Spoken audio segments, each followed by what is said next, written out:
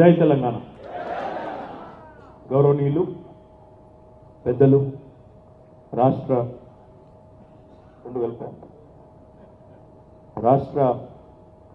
Cinematography పశుసంవర్ధక శాఖ ఇంకా మరెన్నో ముఖ్యమైన శాఖలు పార్టీపరమైన బాధ్యతలు ఇవన్నీ సమర్థవంతంగా నిర్వహిస్తూ మరొక వైపు సనత్ నగర్ ప్రజలకు ఎల్లవేళలా అందుబాటులో ఉంటూ సేవా కార్యక్రమాలు సంక్షేమ కార్యక్రమాలు అభివృద్ధి కార్యక్రమాలు ఎక్కడ కూడా అన్నా అంటే నేనున్నా అంటూ మీ ముందు వాలిపోయే మీ అభిమాన నాయకుడు అన్న తలసాని శ్రీనివాస్ యాదవ్ గారు, వేదికపైన ఆసీనులైన గౌరవ కార్పొరేటర్లందరికీ, గౌరవ డివిజన్ మరియు నియోజకవర్గం మరియు హైదరాబాద్ నగర పార్టీ నాయకులందరికీ, కార్యక్రమానికి విచ్చేసిన మీడియా మిత్రులకి, సనత్ నగర్లోని వివిధ డివిజన్ల నుండి ఈ కార్యక్రమానికి విచ్చేసిన మా అక్క చెల్లెళ్ళకి, అన్నదమ్ములందరికీ పేరు పేరున హృదయపూర్వకంగా నమస్కారాలు. సీనన్న గెలుపైతే ఖాయమైపోయింది, అందులో నాకు అనుమానం లేదు, మీకు అనుమానం లేదు. నాకు తెలిసి కాదు, నాకు మీకు కాదు, నాకు తెలిసి మర్రి శశిధర్ రెడ్డికి కూడా అనుమానం ఏం లేదు, ఆయనకు కూడా తెలుసు. కాకపోతే మీ అందరికి కూడా తెలుసు ఎట్లుంటుందంటే, పెద్దలు మేకపోతు గాంభీర్యం అంటారు. మేకపోతు గాంభీర్యం అంటే ఏంటిది? పోచమ్మ కాడికి తీసుకుపోయేటప్పుడు గొర్రెపిల్ల కూడా చాలా గంభీరంగా నటిస్తుంది. ఇప్పుడు కాంగ్రెస్ల పరిస్థితి కూడా అంతే. బయటికి ఎంత నరికినా ఎన్ని డైలాగులు కొట్టినా వాళ్ళకు కూడా తెలుసు రాబోయేది ఏం జరుగుతుందో, రాబోయే రోజుల్లో ఎన్నికల్లో ప్రజల తీర్పు ఎట్లా ఉండబోతున్నది, ప్రజల మూడ్ ఎట్లా ఉంది, కాంగ్రెస్ పార్టీ ఏ గతి పాలు కాబోతా ఉందో వాళ్ళకు కూడా తెలుసు. కానీ పైకి మాత్రం ఏదో ఒకటి చెప్పాలి కాబట్టి ఒక బింకాన్ని, ఒక ధైర్యాన్ని, ఒక మేకపోతు గాంభీర్యాన్ని నటిస్తూ డైలాగులు కొడతా ఉన్నారు. మీరు చూస్తున్నారు, ఉత్తమ్ కుమార్ రెడ్డి గారు ప్రదేశ్ కాంగ్రెస్ కమిటీ అధ్యక్షులు, ఆయన శాసనసభ రద్దవుతుందంట కదా, మరి ముందస్తు ఎన్నికలకు మీరు సిద్ధమేనా అని చెప్పి మా మీడియా మిత్రులు అడిగితే ఆయన అన్నారు, అర్ధరాత్రి ఎన్నికలు పెట్టినా సిద్ధం, రేపు పెట్టినా సిద్ధం, ఎల్లుండి పెట్టినా సిద్ధం, ఎప్పుడంటే అప్పుడు సిద్ధం అన్నాడు. రాష్ట్రానికి కేసీఆర్ పీడ విరగడైపోతుందని చెప్పి కూడా ఆయన మాట్లాడినాడు. ఇంకా చాలా మంది పెద్దలు మాట్లాడినారు. ఇదేమో మొన్నటి మాట. నిన్నగాక మొన్న హైదరాబాద్లో ఎలక్షన్ కమిషన్ అధికారులు వచ్చినారు. వచ్చి అధికారులతో కలిసినారు. ఎలక్షన్కి ఏర్పాట్లన్నీ సక్రమంగా చేస్తున్నారా, ఎన్నికలు పెట్టాల్సి వస్తే సిద్ధంగా ఉన్నారా లేదా, మీ సన్నద్ధత ఏంది తెలుసుకోవడానికి అధికారులు వచ్చినారు. పనిలో పనిగా ఇతర పార్టీల నాయకులు, అన్ని రాజకీయ పార్టీల నాయకులను కూడా పిలిచినారు. పిలిస్తే కాంగ్రెస్ పార్టీ నుంచి పోయింది ఎవరో తెలుసా? మర్రి శశిధర్ రెడ్డి. బయటికేమో డైలాగులు ఏం కొడతారు, ఎప్పుడు వస్తే అప్పుడు సిద్ధం, అర్ధరాత్రి అయినా సిద్ధం, యుద్ధానికి సిద్ధం, కత్తి డాలు అన్ని సిద్ధం చేసుకున్నాం, ఇది బయటికి చెప్పే మాట. ఎలక్షన్ కమిషన్ వాళ్ళు పిలిచినారు.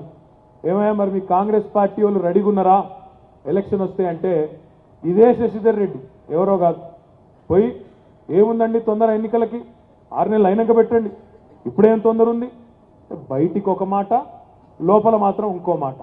ఎట్లుందంటే వీళ్ళ కథ, ఇప్పుడు పిల్లగాళ్ళు, మన పిల్లలు ఉన్నారు, మనందరికి చిన్న చిన్న పిల్లలు ఉన్నారు ఇళ్లలో, కాలేజీలకు స్కూల్లోకి పోయేటోళ్ళు ఉంటారు.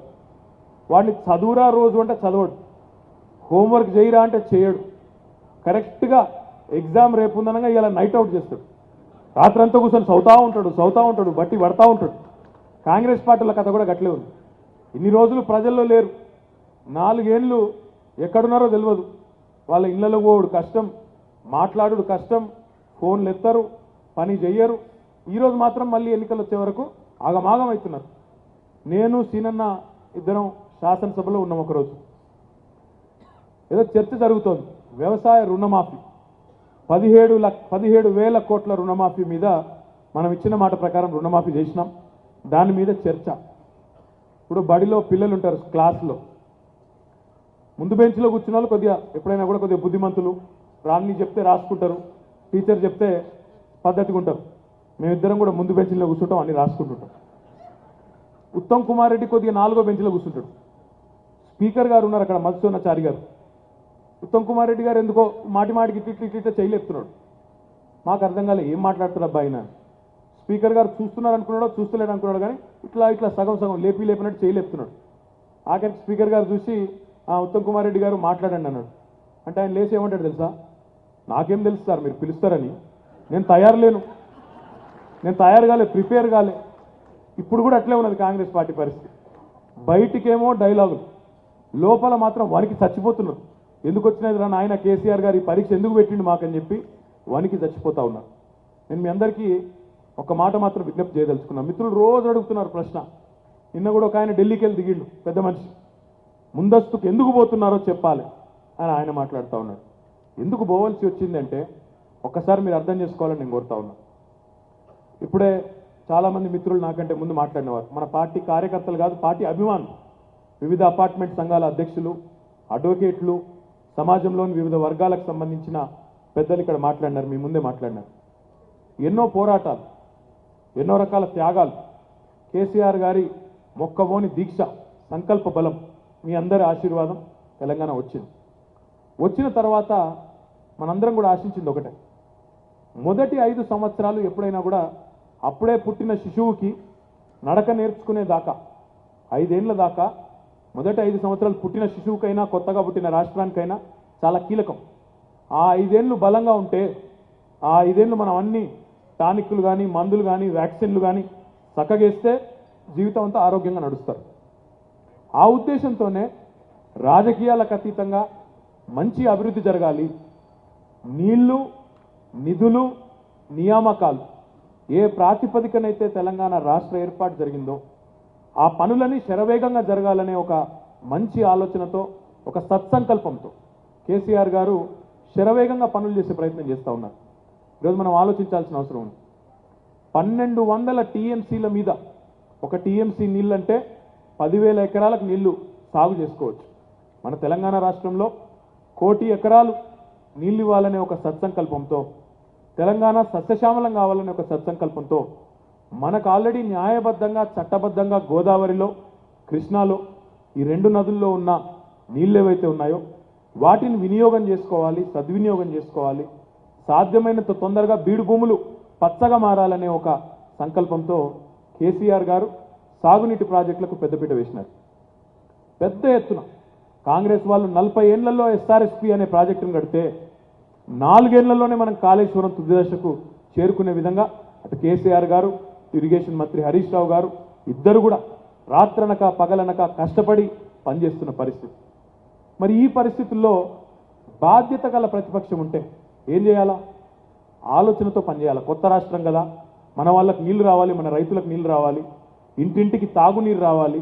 ప్రభుత్వం ఎవరిదైనా మళ్ళీ ప్రజల దయ ఉంటే గెలవచ్చు, కానీ ఇప్పుడు సహకరించాలనే ఒక సోయి, ఒక స్పృహ ఉండాలి. మీరు చూస్తే కర్ణాటకలో మీరు చూడండి, కర్ణాటకకు తమిళనాడుకు కావేరీ జలాల విషయంలో ఒక పంచాయతీ, ఒక వివాదం ఏర్పడ్డప్పుడు కర్ణాటకలోని అన్ని రాజకీయ పక్షాలు ఒకటైనాయి. అక్కడుండే బీజేపీ, జేడీఎస్, కాంగ్రెస్ కావేరీ నీళ్లు కర్ణాటకకు రావాలే అని వాళ్ళందరూ ఒకటైనారు. తమిళనాడులో ఉండే అన్నా డిఎంకే, డిఎంకే, ఎండిఎంకే, పిఎంకే అన్ని పార్టీలు అక్కడ కూడా ఒకటైనాయి. మా నీళ్లు మాకు కావాలని కొట్లాడినారు. కానీ తెలంగాణలో అదేం దరిద్రం, మనకుండే భావదారిద్రపు ప్రతిపక్ష పార్టీ కాంగ్రెస్ వల్ల మన నీళ్లు మనం సద్వినియోగం చేసుకుందామంటే 186 కేసులు, 1 కాదు 2 కాదు, సాగునీటి ప్రాజెక్టులకు వ్యతిరేకంగా, తెలంగాణ బీడు భూములను పచ్చగా చేసే కేసీఆర్ గారి ప్రయత్నానికి వ్యతిరేకంగా, తెలంగాణ రైతాంగం నోట్లో మట్టి కొట్టే విధంగా 1 కాదు 2 కాదు 186 కేసులు వేసినారు. కేసులు వేయడం తప్పు కాదు. ఇక్కడ ఉండే మా న్యాయవాద మిత్రులు రోజు 100 కేసులు కొట్లాడుతూ ఉంటారు. కేసులు తప్పు కాదు, కానీ ఎట్లాంటి కేసులు? చనిపోయిన వాళ్ళ వేలిముద్రలు, చనిపోయిన వాళ్ళ పేర్ల మీద కూడా దొంగ వేలిముద్రలేసి వాళ్ళ పేర్ల మీద కూడా కేసులు వేసినారు నీళ్లు రాకుండా. అట్లాంటి పరిస్థితుల్లో ఇంకో 6 నెలలు 9 నెలల్లో ఎలక్షన్ ఉందనగా కాంగ్రెస్ పార్టీ యొక్క అసహనం, కాంగ్రెస్ పార్టీ యొక్క వికృత వైఖరి, వాళ్ళ అసహనం ఎంత తీవ్రంగా తయారైందంటే కేసీఆర్ గారిని అయితే రోజు తిడతారు, మీరు చూస్తున్నారు టీవీలో ఇష్టం వచ్చినట్టు తిడతారు. ఇంకా కేసీఆర్ గారి కుటుంబ సభ్యులుగా మేము ఆందోళనలో ఉద్యమంలో పాల్గొన్నాం. ఈరోజు ప్రజలు గెలిపిస్తే మీ ముందు ప్రజాప్రతినిధులుగా మీ ముందు ఉన్నాం. కానీ మమ్మల్ని కూడా తిడుతున్నారు. కొన్ని మమ్మల్ని తిట్టినా పర్లేదు, కానీ ఆఖరికి మా ఇంట్లో ఉండే చిన్నపిల్లల్ని కూడా వదిలిపెట్టడం లేదు.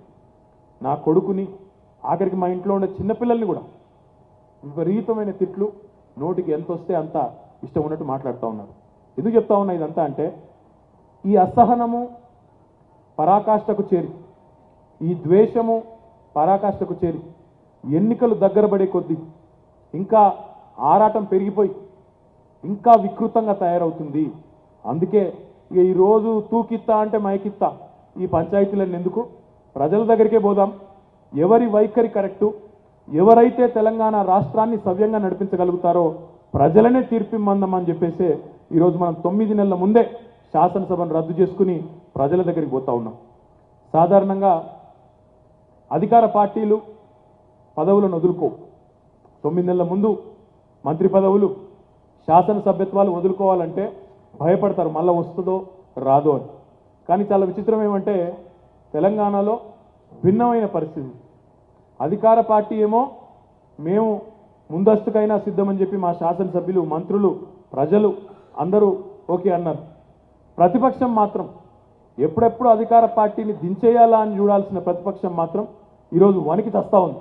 ఎందుకు అప్పుడే ఎన్నికలు, ఇంకో 6 నెలల తర్వాత పెట్టండి, 9 నెలల తర్వాత పెట్టండి, ఓటర్ లిస్టు సరిగ్గా లేదు అని చెప్పి ఈరోజు కుంటి సాకులు వెతుకుతూ, ఓటమికి తెలుసు, ఓటమి తప్పదని తెలుసు కాబట్టి కుంటి సాకులు వెతుకుతూ అస్త్ర సన్యాసం చేసే పరిస్థితిలో వాళ్ళు ఉన్నారు. నిన్న భారతీయ జనతా పార్టీ అధ్యక్షుడు, జాతీయ అధ్యక్షుడు అమిత్ షా గారు వచ్చినారు. వారు అడుగుతారు, 9 నెలల ముందే రద్దు చేసి ప్రజల మీద అదనపు భారం మోపలేదా అని చెప్పి అమిత్ షా గారు అడుగుతున్నారు. అమిత్ షా గారికి కొన్ని గుర్తుండేటట్టున్నాయి, కొన్ని గుర్తుండేటట్టు లేవు. మతిమరుపు చాలా సెలెక్టివ్గా ఉన్నట్టుంది ఆయనకి. ఒక్కసారి వారికి నేను చరిత్ర గుర్తు చేస్తా ఉన్నా. 2002వ సంవత్సరంలో ఈరోజు భారత ప్రధానమంత్రిగా ఉన్న నరేంద్ర మోడీ గారు ఆనాడు గుజరాత్ ముఖ్యమంత్రిగా 9 నెలల ముందే ఎన్నికలకు పోలేదా? ఆయన చేస్తే ఒప్పు, మేం చేస్తే తప్పు అవుతుందా? 2002లో మోడీ గారు, 2004లో వాజ్పేయి గారు పోలేదా అన్నాడు ఎన్నికలకు ముందస్తుగా? మరి ఈరోజు కేసీఆర్ గారు చేస్తేనేమో తప్పు, బీజేపీ చేస్తే ఒప్పు అవుతుందా? ఇంకొక మాట కూడా నేను అడుగుతా ఉన్నా అమిత్ షా గారిని. నేను చాలా మాట్లాడినాడు ఆయన. మేము 2,30,00,000 ఇచ్చాం, అదేదో ఆయన ఇంటి వెనకాల ఉన్న పొలం అమ్మి ఆ సొమ్మేదో మనకి ఇచ్చినట్టు, ఆయన సొంత పైసలు ఏదో ఇచ్చినట్టు, బీజేపీ పార్టీ నిధులకు వెళ్ళి తీసి ఇచ్చినట్టు. అయ్యా మీరు ఈరోజు కాదు చెప్పడం, స్వర్గీయ ఎన్టీ రామారావు గారు ఎప్పుడో చెప్పినారు, రాష్ట్రాలు లేనిది కేంద్రం ఎక్కడిది? రాష్ట్రంలో ఉండే ప్రజలు పన్నులు కట్టకపోతే కేంద్రానికి ప్రత్యేకమైన పైసలు ఏమైనా ఆకాశంలోకి వస్తున్నాయా? తెలంగాణ రాష్ట్రం గడిచిన 4 సంవత్సరాలుగా ప్రతి సంవత్సరం వృద్ధి రేటులో భారతదేశంలోని మిగతా 28 రాష్ట్రాలు అబ్బురపడి చూసే విధంగా కేసీఆర్ గారి నాయకత్వంలో 17.17% పెరుగుతూ ఉంది. మేం కట్టిన పన్నులతోనే, ఈరోజు రాష్ట్రాలు కట్టిన పన్నుతోనే కేంద్రం తప్ప, లేకపోతే కేంద్రం మిథ్య. మీరేదో ఊహించుకుంటున్నారు, మేమేదో ఇచ్చేవాళ్ళం, మీరేదో తీసుకునేవాళ్ళం. మీరు మాకు అప్పనంగా ఇచ్చింది ఏమీ లేదు, అదనంగా ఇచ్చింది కూడా ఏం లేదు. నిజంగా చెప్పాలంటే బీజేపీ 2 తెలుగు రాష్ట్రాల ప్రజల్ని మోసం చేసిన భారతీయ జూటా పార్టీ బీజేపీ అనే మాట గట్టిగా చెప్పక తప్పదు. ఒక్క మాటకొస్తే, ఆ మాటకొస్తే ఒక తెలుగు రాష్ట్రం కాదు, తెలంగాణనే కాదు, ఇక్కడ బయ్యారం ఉక్కు కర్మాగారం అన్నారు, ఇవ్వలేదు. ఐటీఐఆర్ అన్నారు, మొండి చేయి చూపెట్టినారు. హైకోర్టును విభజిస్తామన్నారు, మొండి చేయి చూపెట్టారు. చెప్పుకుంటూ పోతే శాంతాడంత లిస్ట్ ఉంది. అటు ఆంధ్ర ప్రజల్ని, ఇటు తెలంగాణ ప్రజల్ని దగా చేసి మాటలు మాత్రమే చెప్పిన భారతీయ జూటా పార్టీ బీజేపీ తప్ప ఇంకోటి కాదు. అట్లాంటి మీకు ఈరోజు తెలంగాణలో ఓటు అడిగే నైతిక హక్కు కూడా లేదు. నేను అడుగుతా ఉన్నా, ఈరోజు ఒక్క పని చెప్పండి. ఇప్పుడు ఇందాక ఒక మిత్రుడు మాట్లాడుతూ అక్కడ చెప్పినాడు, కేసీఆర్ గారి ప్రభుత్వంలో 400 పైచిలకు పథకాలు, సంక్షేమ పథకాలు, నేను లిస్టు పంపిస్తా కావాలని చూసుకో. మీ ప్రభుత్వంలో, మీ భారతీయ జనతా పార్టీ ఎన్డీఏ ప్రభుత్వంలో భారతదేశంలోని పేద ప్రజల కోసం మీరు చేసిన ఒక్క మంచి పని చెప్పు. ఒక్కటి, నేను 400 పంపిస్తా, ఒక్కటి చెప్పు. ఏమన్నారయ్యా మీరు డైలాగులు? అచ్చే దిన ఆయింగే, అచ్చే దిన, ప్రజలు సచ్చేదిని వచ్చింది నీ పాలనలో. అచ్చేదిని ఎక్కడిది? ఎవల పైసల కోసం వాళ్ళు బ్యాంకు దగ్గర బిచ్చగాళ్ళ కడుక్కునే పరిస్థితి తెచ్చింది మీ బీజేపీ ప్రభుత్వం, నీ ఎన్డీఏ ప్రభుత్వం. ఎప్పుడన్నా అనుకున్నామా మన అకౌంట్లో మనం వేసుకున్న డబ్బులకి బ్యాంకుల్లో 1 లక్షో 2 లక్షలో మధ్యతరగతి ప్రజలు అలా బ్యాంకులో దాచుకుంటే ఇలా బ్యాంకులు అంటే కూడా భయం అవుతుంది బీజేపీ ప్రభుత్వంలో. ఎప్పుడు ఏ బ్యాంకు మూతపడుతుందో తెలియదు, ఎవడు డబ్బులు వేసుకుని కూడా ఇస్తాడో తెలియదు. బ్యాంకుల్లో ఈరోజు పోదామంటే డబ్బులు దాచుకుందామంటే భయం. నేను పేరు చెప్పను కానీ ఒక ఐఏఎస్ అధికారి మనం చెప్తున్నారు మన తెలంగాణలోనే, సారిగా నేను బ్యాంకులో నమ్ముతలేను, మొత్తం బ్యాంకులో ఉన్న పైసలన్నీ తీసుకొచ్చి ఇంట్లోనే పెట్టుకున్నా నేను. ఇది మీరు సాధించిన విజయం. భారతదేశంలో ఈరోజు నరేంద్ర మోడీ ప్రభుత్వంలో జరిగింది ఏందయ్యా అంటే పెద్ద నోట్లు రద్దు చేసినారు. ఎన్ని డైలాగులు కొట్టిండ్రు పెద్ద నోట్లు రద్దు చేసి. ఏమన్నారు అన్నాడు? నల్లధనాన్ని వెలికి తీస్తాం, పేదవాళ్ళకు పంచుతామన్నారు. ఎంతమంది పేదవాళ్ళకు పంచినాయా మీరు? ఒక్కొక్క పేదవాడికి 15 లక్షలు ఎత్తామన్నారు అకౌంట్లో. వేసిండ్రా? ఎంతమందికి వేసినారు? 2 కోట్ల ఉద్యోగాలు ఇస్తామన్నారు. ఏవి నీ 2 కోట్ల ఉద్యోగాలు? ఏం చేసిందయ్యా నరేంద్ర మోడీ ప్రభుత్వం అంటే అందరికీ చీపురు మాత్రం చేతికిచ్చి స్వచ్ఛ భారత్ అన్నారు తప్ప చేసింది మాత్రం ఏం లేదు. మొండి చేయి తప్ప ఇప్పటికీ దేశానికి ఇచ్చింది లేదు, సచ్చింది లేదు. ఈయన వచ్చట ఏమో చేసిండట, ఆయన మనకు వ్యతిరేకంగా ఇక్కడికి మాట్లాడిపోతా ఉన్నాడు. ఇంకా అన్నిటికన్నా తమాషా అయిన మాట నిన్న అమిత్ షా గారు చెప్పినారు. ఈ ఎన్నికల్లో బీజేపీ తెలంగాణలో అధికారంలోకి వస్తుంది, ఖచ్చితంగా మేమే ప్రత్యామ్నాయం టీఆర్ఎస్ అని చెప్పినాడు. నేను చిన్నగా ఉన్నప్పుడు స్కూల్లో ఉన్నప్పుడు అప్పుడు మాకు ఇన్ని ఛానళ్ళు లేకుండే, టీవీలో దూరదర్శన్ వస్తుండే. ఆ దూరదర్శన్లో ఒక సీరియల్ వస్తుంది, నాకు బాగా గుర్తుంది. ఇక్కడ ఉన్న మరి హైదరాబాద్ వాళ్ళందరూ చూసే ఉంటారు. ముంగేరి లాల్కే హసీన్ సప్నే అని వస్తుండే, యాదుకుందా? అన్నాడు ముంగేరి లాల్ అని కూడా ఉంటాడు, వానికి రోజు ఒక్క కలవడుతుంది. ఒకరోజు నేను సడన్గా సినిమా హీరో అయిపోయినా, శ్రీదేవితో డ్యాన్సులు చేస్తున్నా అని ఒకరోజు కలవడుతుంది. ఇంకో రోజు నేను కోటీశ్వరుని అయిపోయినా, బెంజ్ కార్లో తిరుగుతున్నాను, ఇంకో రోజు కళ. ఇంకో రోజు నేను వకీల్ అయిపోయినా, హైకోర్టులో అద్భుతంగా వాదిస్తున్నాను, ఇంకో రోజు కళ. రోజొక్క కళ, రంగుల కళ. అమిత్ షా గారిది కూడా గట్లే ఉంది. ఆయన పేరు అమిత్ షా కాదు, భ్రమల్లో బతికే భ్రమిత్ షా. ఆయన తెలంగాణలో నువ్వు చూస్తున్నది ముంగేరి లాల్కే హసీన్ సప్నే తప్ప అయ్యేది లేదు, పోయేది లేదు. నీ బీజేపీతోని ఉన్న 5 ఎమ్మెల్యేలను కాపాడుకో, అదే ఎక్కువ. కిషన్ రెడ్డి నరుకుతాడు, ఇక ఆయన నరుకుడైతే చెప్పవశం కాదు. మొత్తం అసలు ఇక ఊడి చేస్తాం, తెలంగాణ పొడి చేస్తాం. ఒక్క కార్పొరేటర్ సీటు గెలవలేదు అంబర్పేటలో, కానీ హైదరాబాద్లో 5 ఎమ్మెల్యేలు ఉన్నారా బీజేపీ. ఒక్కడంటే ఒక్క ఎమ్మెల్యే వాళ్ళ సొంత నియోజకవర్గాల్లో ఒక కార్పొరేటర్ గెలిపించుకునే ముఖం లేదు. కానీ ఊడి చేస్తాం, పొడి చేస్తాం, కూట్లో రాయి తీయలేనాడు ఏట్లో రాయి తీస్తాను బయలుదేరినట్టు వెనకడికి ఎప్పుడు అట్లున్నది ఇలా కథ. కాబట్టి ఆ బీజేపీని పట్టించుకునే అక్కర్లేదు. కానీ మన పోటీ ఖచ్చితంగా ఈ కాంగ్రెస్ పార్టీతోనే ఉంటుంది. కాంగ్రెస్ పార్టీ వాళ్ళు పాపం ఇంతకుముందు నేను చెప్పినట్టు వాళ్ళ పరిస్థితి బాగలేదు. అటు దేశంలో బాగలేదు, ఇటు రాష్ట్రంలో బాగలేదు. రాహుల్ గాంధీని చూస్తే ఓటేయాలనుకునేటోడు కూడా పారిపోయే పరిస్థితి ఉన్నది. ఆయన ఎట్లున్నదంటే ఆయన కథ, గుజరాత్లో అయిపోయింది బీజేపీ పని, ఇక కాంగ్రెస్ గెలుచుడు ఒక్కడే ఆలస్యమన్నారు. ఎప్పుడైతే రాహుల్ బాబా కాలు పెట్టిండో మటాష్, అది కూడా పోయింది. కర్ణాటక కాంగ్రెస్ మళ్ళీ వస్తుందన్నారు, రాహుల్ బాబా కాలు పెట్టిండు, అది మటాష్. ఇక తెలంగాణలో కూడా రాహుల్ గాంధీ వస్తారు, ఏమో చేస్తారు అని వాళ్ళు మాట్లాడుతున్నారు. రాహుల్ గాంధీ ఏం చేస్తారో మాకు బాగా తెలుసు. ఆయన సొంత నియోజకవర్గం అమేథీ. ఆ పార్లమెంటులోనే అఖిలేష్ యాదవ్ మద్దతు లేకపోతే అది కూడా గెలవడాయి. సమాజ్వాదీకి పార్టీకి నా పోటీ పెడితే అక్కడ పెట్టరు మర్యాదకి. ఏంటంటే రాయబరేలీ, అమేథీ, సోనియా గాంధీ సీట్ల, రాహుల్ గాంధీ సీట్ల అఖిలేష్ యాదవ్ గారు, ఆయన తండ్రి ములాయం సింగ్ యాదవ్ గారు ఏంటంటే మర్యాద కొద్ది కాంగ్రెస్ పార్టీ పెద్దలు కదా అని చెప్పి ఆ 2 సీట్లలో పోటీ పెట్టరు. ఆ 2 సీట్లలో సమాజ్వాదీ పార్టీ పోటీ పెడితే అక్కడనే ఎగిరిపోతారు వీళ్ళు. నేను ఉత్తరం చెప్తలేను ఈ మాట. అమేథీలో మొన్న మున్సిపల్ ఎలక్షన్ జరిగినాయి, మున్సిపాలిటీ ఎన్నికలు మొన్ననే జరిగినాయి 2 నెలల కింద. రాహుల్ గాంధీ సొంత పార్లమెంట్ సీట్లో ఆయన పార్లమెంటరీ నియోజకవర్గ కేంద్రమైన అమేథీ మున్సిపాలిటీ పోయింది, అక్కడ బీజేపీ గెలిచింది. ఇక ఆయన వచ్చట తెలంగాణలో ఇక్కడ జెండా బాగుతాడట, ఏమో చేస్తారట. ఒకటి మాత్రం వాస్తవం, ముఖ్యంగా హైదరాబాద్లో ఉండే మిత్రులందరితో కూడా కోరేది ఒకటే, హైదరాబాద్లో ఈరోజు మళ్ళీ ఒకసారి కాంగ్రెస్ వాళ్ళు సొంతంగా గెలిచే దమ్ము లేదు కాబట్టి తెలుగుదేశం పార్టీని కలుపుకుంటాం, సిపిఐని కలుపుకుంటాం, ఇంకొవరినో కలుపుకుంటాం, మహాకూటమి ఏర్పాటు చేస్తామని చెప్తున్నారు. అది మహాకూటమి కాదు, తెలంగాణ పాలిట స్వాహా కూటమి. మళ్ళా మనందరినీ అప్పనంగా మింగేసేందుకు వస్తున్న స్వాహాకూటమి జాగ్రత్తగా ఉండాలని కోరుతా ఉన్నా. 67 ఏళ్ల పాటు అటు తెలుగుదేశము ఇటు కాంగ్రెస్ ఈ రెండు ప్రభుత్వాలే మన రాష్ట్రాన్ని కేంద్రాన్ని పరిపాలించింది. ఈ రెండు పార్టీలు మళ్ళీ ఒకటై ఈరోజు మళ్ళీ తెలంగాణ ప్రజల్ని మోసం చేసేదానికి తిమ్మిని బమ్మిని చేసేదానికి ఒక స్వాహాకూటమిగా తయారై ఇద్దరు ముందుకు వస్తూ ఉన్నారు. ఆలోచించవలసిన అవసరం ఉంది. నిజంగానే వీళ్ళు బాగా చేస్తుంటే, చాలా అద్భుతాలు చేస్తుంటే ఈరోజు ఇంకా కూడా సమస్యలు ఎందుకుంటాయి ఒక్కసారి ఆలోచించవలసిన అవసరం ఉంది. హైదరాబాద్లో ఇంకా చేయాల్సిన పని చాలా మిగిలింది. చాలా పనులు మిగిలినాయి. కొన్ని మిత్రులు చెప్పారు అండర్ గ్రౌండ్ కేబులింగ్ జరిగింది, వైట్ టాప్ రోడ్స్ అవుతున్నాయి అని చెప్పినారు. ఈ 4 ఏళ్లలో జరిగింది ఏందో కూడా ఒకసారి మీరు ఆలోచించాలని కోరుతా ఉన్నా. ముందుగా మనం కొత్త రాష్ట్రం, ఈ కొత్త రాష్ట్రంలో మొదటి 9 నెలలు అధికారులు కూడా మనకు లేరు, అధికారుల విభజన కూడా జరగలేదు. మొదటి 9-10 నెలలు నిజానికి ఏ పని చేయలేని పరిస్థితి. మళ్ళీ మనం 9 నెలల ముందే ఎలక్షన్ పోతా ఉన్నాం. సో నికరంగా మనం పనిచేసింది కేవలం 3 ఏళ్ళు.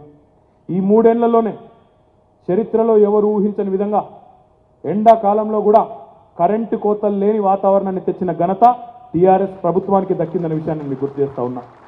రెండవది, ఎండాకాలం వచ్చిందంటే చాలు ఖైరతాబాద్లోని జలమండలి ఆఫీస్ ముందు ఖాళీ కుండలు ఖాళీ బిందెల ప్రదర్శనలు ఎవ్రీ ఇయర్ జరిగేది. ఈ సంవత్సరం కాదు, పోయిన 3-4 ఏళ్లుగా మిషన్ భగీరథ ద్వారా నీళ్ళు అందించడం మూలాన బ్రహ్మాండంగా తాగునీటి సమస్య కూడా పరిష్కారం అయింది. 90% పోయి ఇంకెక్కడన్నా ఉంటే ఓ 10% ఉన్నది, అది కూడా పోతుంది.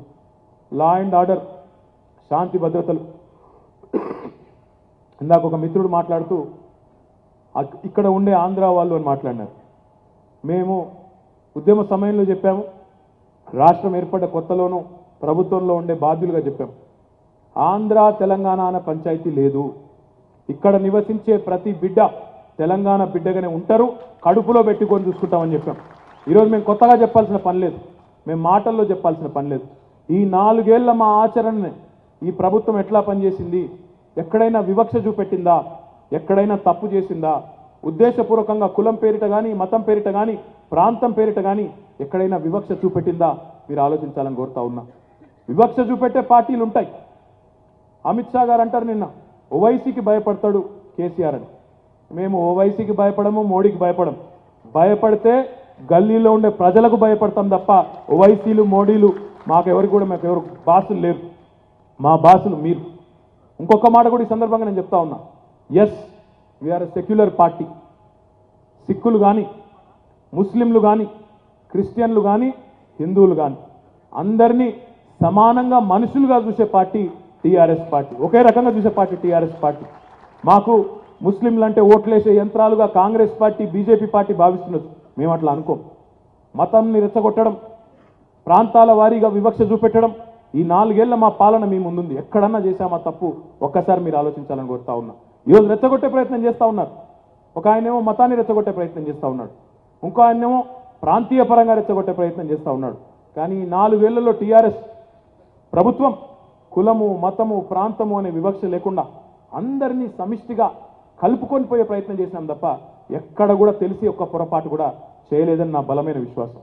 అందుకే హైదరాబాద్లో ఉండే, హైదరాబాద్ అంటే మినీ ఇండియా. ఇక్కడ అన్ని కులాలు అన్ని మతాలు అన్ని ప్రాంతాలు అన్ని రాష్ట్రాలు అన్ని జాతులు అందరూ కూడా ఇక్కడ ఉన్నారు ప్రజలు.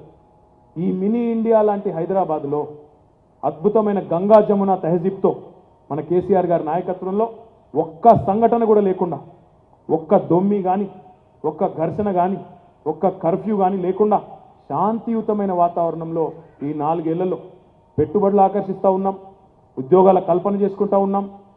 ఎవరు ఊహించని విధంగా హైదరాబాద్ను డెవలప్ చేసుకుంటూ ముందుకు పోతూ ఉన్నాం. ఇంకా చేయాల్సిన పని చాలా మిగిలింది. హైదరాబాద్లో సీనన్ అంటే హైదరాబాద్లో ఏ పని జరిగినా నా దగ్గరనే ముందు జరగాలంటాడు. డబుల్ బెడ్రూమ్ ఇల్లు కట్టినా మీ దగ్గరనే మొదలైంది, వైట్ టాపింగ్ రోడ్లు మొదలుపెట్టినా మీ దగ్గరనే మొదలుపెట్టినాం. ఎందుకంటే శ్రీనివాస్ యాదవ్ గారు లాంటి నాయకుడు మీకు ఉండడం మీ అదృష్టం. నేను ఎప్పుడు చెప్తుంటా అన్న నీలాంటి నాయకుడు ఉంటే హైదరాబాద్ నిజంగా కూడా ఒక విశ్వనగరం కావడం పెద్ద సమస్య కాదు. అందరు ఎమ్మెల్యేలు నీ లెక్కుంటే బాగుండని నేను ఒక 100 సార్లు చెప్పింటా ఆయన. ఎందుకంటే ఏది జరిగినా ఒక శ్మశానం మోడర్న్గా చేయాలన్నా నా దగ్గరనే మొదలు పెట్టాలంటాడు, మల్టీపర్పస్ కమ్యూనిటీ హాల్ కట్టాలన్నా నా దగ్గరనే ఉండాలంటాడు, మోడర్న్ డిజిటల్ లైబ్రరీ కట్టాలంటే నా దగ్గరనే, మోడల్ మార్కెట్ కట్టాలంటే నా దగ్గరనే పెట్టాలంటాడు. అంటే తాను ముందుండి ఆదర్శంగా నిలబడి 10 మందికి మరి మీరు కూడా ఇట్లా చేసుకోవచ్చు అని చూపెట్టే విధంగా శ్రీనివాస్ యాదవ్ గారు సనత్ నగర్లో ఎన్నో కార్యక్రమాలు చేస్తూ ఉన్నారు. కానీ మన స్వప్నం, మన ఆలోచన హైదరాబాద్ మీద పెద్దగా ఉంది. ఇంకా సమస్యలు చాలా ఉన్నాయి. 4 ఏళ్లలో అన్ని పోవు. 67 ఏళ్ల గబ్బు 4 ఏళ్లలోనే మొత్తం వదిలేయలేం, టైం పడుతుంది. మొన్న వర్షం పడ్డది, ఒకటే రోజు గంటలో 6.6 సెంటీమీటర్ల వర్షం పడ్డది కొన్ని ప్రాంతాల్లో, హైదరాబాద్లో, మాదాపూర్లో. అక్కడ నీళ్లు పొంగినాయి. తెల్లారి పేపర్లో రాస్తారు, ఇదేనా విశ్వనగరం. నేను ఒకటే అడుగుతా ఉన్నా, హైదరాబాద్లో డ్రైనేజ్ వ్యవస్థ పరిస్థితి ఏంటి అంటే 2 సెంటీమీటర్ల కంటే ఎక్కువ నీళ్లు గంటలో వస్తే తట్టుకునే సామర్థ్యం మన డ్రైనేజ్ కెపాసిటీ లేదు. వాస్తవాలుగా ఒప్పుకుందాం. మొత్తం హైదరాబాద్లోని డ్రైనేజ్ వ్యవస్థను మొత్తం మార్చాల్సిన అవసరం ఉంది. అదే రకంగా రోడ్లు ఇంకా బాగు చేసుకోవాల్సిన అవసరం ఉంది. ఎందుకంటే రోడ్డు మీదకి నీళ్ళు వచ్చి నిలిస్తే రోడ్డు మీద తారు నిలవదు. నీరు తారు శత్రువులు. నీళ్ళు వచ్చినాయంటే డాంబర్ కొట్టుకొని పోతుంది, తారు కొట్టుకొని పోతుంది. ఆ పరిస్థితి ఈరోజు ఎందుకుందంటే కింద సివరేజ్ వ్యవస్థ బాగాలేదు. మాకు లభించిన కాలం కేవలం 4 ఏళ్ళు. నేను అందుకే మీ అందరికీ మాటిస్తా ఉన్నా, హైదరాబాద్ నగర ప్రజలకి, సనత్ నగర్ కార్యకర్తలందరికీ కూడా రాబోయే 3 ఏళ్లలోనే 50,000 కోట్ల రూపాయలు ఖర్చు పెట్టి హైదరాబాద్లోని సివరేజ్ వ్యవస్థని, రోడ్లని సంపూర్ణంగా బాగు చేసే బాధ్యత వ్యక్తిగతంగా నేను తీసుకుంటానని చెప్పి కూడా మీకు విజ్ఞప్తి చేస్తా ఉన్నా. మిషన్ హైదరాబాద్ పేరిట ఒక అద్భుతమైన కార్యాచరణ తీసుకొని ఇక్కడి డ్రైనేజ్ వ్యవస్థని, సివరేజ్ వ్యవస్థని, రోడ్లని బాగు చేసే బాధ్యత నాది. జిహెచ్ఎంసీలో కూడా ఆనాడు ముఖ్యమంత్రి గారి మీద నమ్మకంతో 100 సీట్లు కట్టబెట్టినారు, ఎవరు ఊహించని విధంగా. ఆ నమ్మకాన్ని నిలబెట్టుకోవాల్సిన బాధ్యత కూడా మా మీద ఉంది. కాబట్టి హైదరాబాద్ ప్రజలు ఏ విశ్వాసాన్ని అయితే మా మీద ఉంచినారో అదే విశ్వాసాన్ని కొనసాగించండి. తప్పకుండా ఆ కార్యక్రమాన్ని కూడా చేస్తాం. కొన్ని చోట్ల చేస్తున్నాం. మినిస్టర్ రోడ్లో, ధరంకరం రోడ్లో, ఖాజాగూడలో, బంజారా హిల్స్లో, ఓల్డ్ సిటీలో, కొన్ని ప్రాంతాల్లో వైట్ టాపింగ్ అయితే ఉంది. కానీ నగరం అంతా చేయాలి అంటే కొంత సమయం పడుతుంది. ఒకవైపు మనమే రోడ్లు తవ్వినాం. 3000 కిలోమీటర్ల రోడ్లు మిషన్ భగీరథలో భాగంగా శివారు మున్సిపాలిటీలకు నీళ్ళు ఇచ్చేదానికి మనమే తవ్వాం. ఇంకోవైపు మెట్రో నిర్మాణం జరుగుతూ ఉంది. అమీర్పేట పూర్తయింది. అమీర్పేట నుంచి ఎల్బీ నగర్ వచ్చే వారం ప్రారంభించుకోబోతా ఉన్నాం. ఆ రకంగా చాలా పనులు మనమే రోడ్లను తవ్వి పెట్టి ఉన్నాం. కాబట్టి ఇంకా పనులు కొనసాగాలి. ఈ ప్రగతి రథచక్రం ఆగకూడదు. మొన్ననే సురేష్ రెడ్డి గారని మన మాజీ స్పీకర్, ఆయన జాయిన్ అయినారు మన పార్టీలో. ఆయన ఒకటే మాట చెప్పినాడు. ఆయన ఏమన్నాడంటే, కారు స్పీడ్గా పోతుంది, బ్రహ్మాండమైన దూకుడు మీద పోతున్నది, అంత స్పీడ్గా పోయే కారులో డ్రైవర్ను మార్చొద్దు, కారు స్పీడ్కు బ్రేక్ పడద్దు, తప్పకుండా ఇదే స్పీడ్ను కొనసాగించి బ్రహ్మాండమైన అభివృద్ధి, మనమే బంగారు తెలంగాణ వైపు అయితే పరుగులు పెడతా ఉన్నాము, ఆ ప్రయాణం, ఆ పరుగు ఆగకూడదనే మాట వారైతే చెప్పినారో దాన్ని మనం మనసులో పెట్టుకొని పనిచేద్దాం. నేను శ్రీనివాస్ యాదవ్ గారిని ఇప్పుడే అడిగినాను ఓటరు నమోదు ప్రక్రియ. ఎందుకంటే మీ మర్రి శశిధర్ రెడ్డి ఏదో మాట్లాడుతూ ఉన్నాడు, ఏదో ఓటర్లను తొలగించినారంటాడు. ఓటర్లను తొలగించే కర్మ మనకెందుకు? ఎంతమంది ఎక్కువ ఓటర్లు ఉంటే అంత ఎక్కువ మెజారిటీ మనకే వస్తుంది, మనకు తెలుస్తుంది. తొలగించే అవసరం ఏం లేదు, ఎక్కడా ఎవరిని తొలగించరు. 25 తారీఖు వరకు సమయం ఉంది. దయచేసి ఇక్కడికి వచ్చిన డివిజన్ స్థాయి నాయకులకు అందరికీ కూడా నా విజ్ఞప్తి, 25 తారీఖు దాకా కొత్త ఓటర్ల నమోదు ప్రక్రియ ఏదైతే ఉందో దానిలో దయచేసి మనందరం కూడా తెలియని వాళ్ళకు తెలిసే విధంగా జిహెచ్ఎంసీ ఇప్పటికే ఎక్కడికక్కడ బూతులు ఏర్పాటు చేసింది. మీరందరూ కూడా తెలియజెప్పండి, డివిజన్ల వారీగా ప్రచారం చేయండి. ఓటర్లు ఎవరైనా గల్లంత అయింటే వారందరికీ కూడా మీరే శ్రద్ధ తీసుకొని రాయించండి. కేవలం సనత్ నగర్లోనే కాదు, హైదరాబాద్లో ఎక్కడ మన మిత్రులు ఉన్నా, ఎక్కడ మన చుట్టాలున్నా, మిత్రులున్నా, తెలిసిన వాళ్ళు ఉన్నా, ఓట్లు ఒకసారి ఉన్నాయా లేవా చూసుకోమని చెప్పండి. ఎందుకంటే ఎన్ని ఎక్కువ ఓట్లుంటే అంత ఎక్కువ మెజారిటీ మనకే వస్తుంది, అది మనకు తెలుసు, వాళ్ళకు కూడా తెలుసు. కాబట్టి 25 తారీఖు దాకా ఎలక్షన్ కమిషన్ ఇచ్చిన సమయం ఏదైతే ఉందో దీన్ని సద్వినియోగం చేసుకుందాం. బ్రహ్మాండంగా, అద్భుతంగా, మరి మంచి మెజారిటీతో, పోయినసారి సీనన్నకు 24,000 మెజారిటీ వచ్చింది. ఈసారి మరి దానికి 2 రెట్ల 3 రెట్ల మెజారిటీ ఎంత తెస్తారో మీరే తెచ్చి చూపెట్టాలి. మొత్తం హైదరాబాద్లోనే మరి బ్రహ్మాండమైన మెజారిటీతో శ్రీనివాస్ యాదవ్ గారిని గెలిపించి మొత్తం హైదరాబాద్, ఎందుకంటే శ్రీనివాస్ యాదవ్ గారు మీ యొక్క ఎమ్మెల్యే మాత్రమే కాదు, ఆయన ఇంకొక 5-6 నియోజకవర్గాలు హైదరాబాద్లో తిరిగి గెలిపియాలి. ఇక మరి మొత్తం మీరు సనత్ నగర్లో సీనియర్ ఉంచుకుంటే కష్టమవుతుంది. అటు పక్క ఖైరతాబాద్ పోవాలి, జూబ్లీహిల్స్ పోవాలి, అంబర్పేట పోవాలి, అవసరమైతే ఓల్డ్ సిటీ పోవాలి, ఎక్కడికైనా పోయి ఆయన తిరగాల్సి ఉంటుంది. ఎందుకంటే ఆయనకు చాలా పరిచయాలు, సిటీలో మంత్రిగా సుదీర్ఘకాలం పనిచేసిన నాయకుడు, మంచి ఆదరణ ఉన్న నాయకుడు నగరం అంతా. కాబట్టి ఆయనకు చాలా పరిచయాలు ఉంటాయి, చాలా అనుబంధాలు ఉంటాయి. గోశామాల నుంచి మొదలు పెడితే, ఓల్డ్ సిటీ నుంచి మొదలు పెడితే మొత్తం నగరంలో ఉండే 22 నియోజకవర్గాల్లో కూడా ఆయన తిరగాల్సి ఉంటుంది. కాబట్టి సనత్ నగర్ మీరు చూసుకోండి, ఆయనను మేము అంతటా వాడుకుంటామని చెప్పి కూడా మళ్ళొకసారి మీకు తెలియజేస్తూ నాకు ఈ అవకాశం ఇచ్చినందుకు మీ అందరికీ పేరు పేరున ధన్యవాదాలు తెలియజేస్తూ జై తెలంగాణ. అన్ని పిడికిలు లేవాలి. జై తెలంగాణ. ధన్యవాదాలు.